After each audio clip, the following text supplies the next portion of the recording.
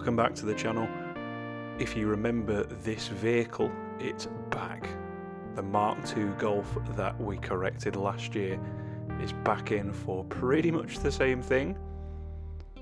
Sadly, it's fallen back into the same state as it was last year. However, this time I've actually purchased the car from the owner, so we're going to be fully restoring it, and it's staying for keeps this time.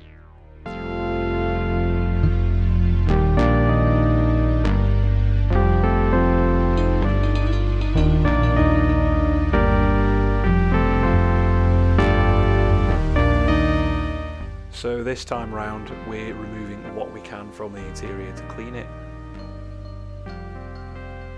Starting with the carpets, then we'll be moving on to the seats later.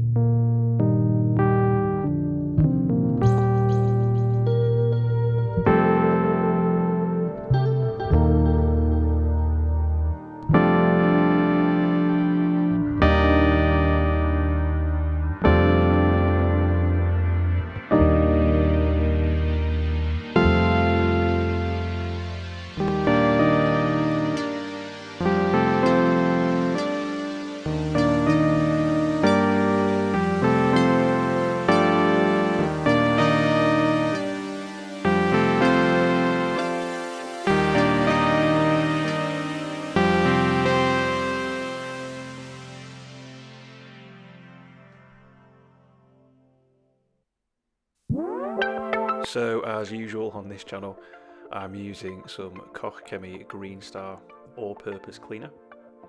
This is the solution that I use most of the time for cleaning interiors. It does work for carpets. Koch Chemie do make more upholstery dedicated and upholstery specific cleaners, but this works just fine.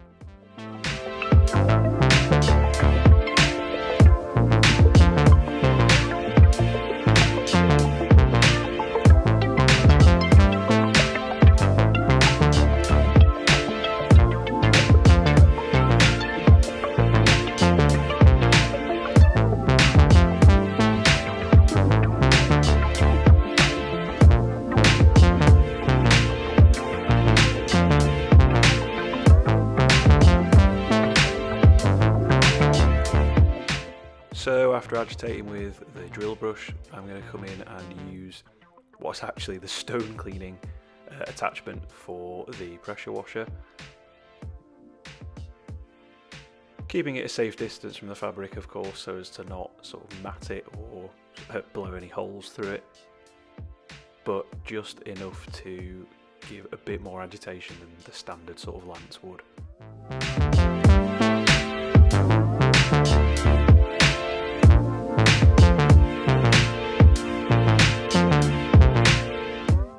And then just going to extract that with the carpet extractor just to get as much liquid out as possible. And then I'm going to leave all of the damp upholstery in the sun to dry. This actually took a couple of days to be fully toasty dry in the end, but it was well worth it.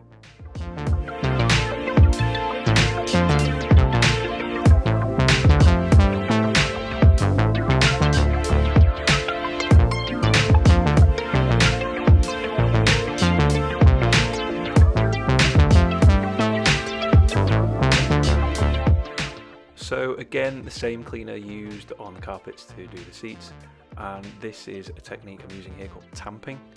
These seats are quite woolly, and if I try and do them with a drill brush, chances are they'll probably go a bit fluffy. So we're just sort of attacking it straight down, which works the cleaner into the fibres and also agitates it a bit without creating too much friction, which could sort of damage the fabric.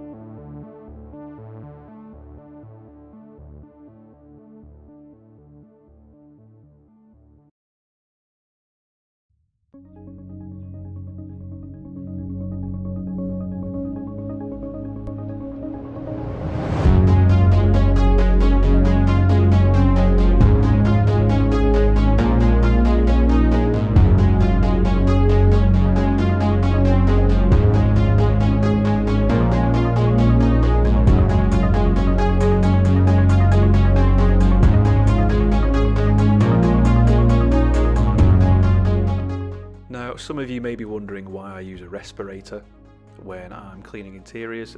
This next clip is exactly the reason why I use a respirator. You can see how much dust and debris is sort of kicked up into the atmosphere, and that really isn't something you want to be breathing in, because it can genuinely make you quite unwell. So that is the reason. Safety first.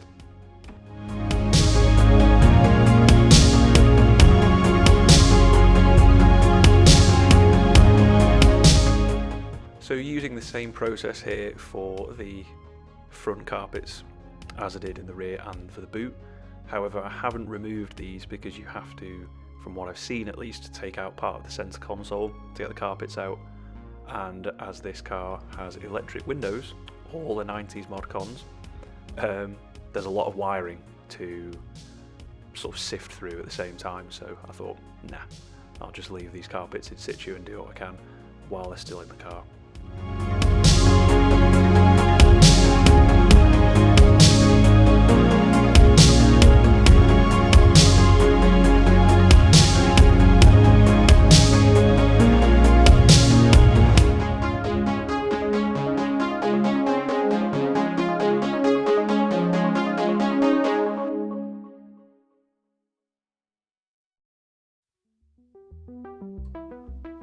In case anybody was wondering about the music, I'm not a massive 80s sort of synth fan. I do appreciate it, but it's not really my bag. I thought, as this car's from 1990, a bit of a Stranger Things vibe / 80s, 90s music would be the most appropriate. Just let me know if you like it or not.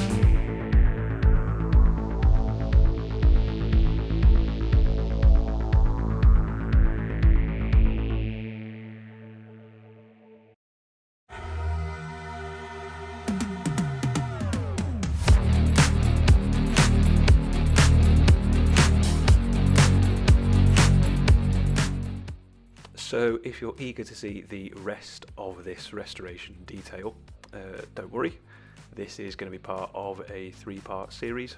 There's plenty to come. In the following 2 episodes there's going to be another exterior detail, paint correction and protection, and there's also going to be an engine bay detail as well, so plenty of stuff to see. Hope you've enjoyed this video. Please feel free to like and subscribe if you like to, and I will see you guys in the next one. Cheers.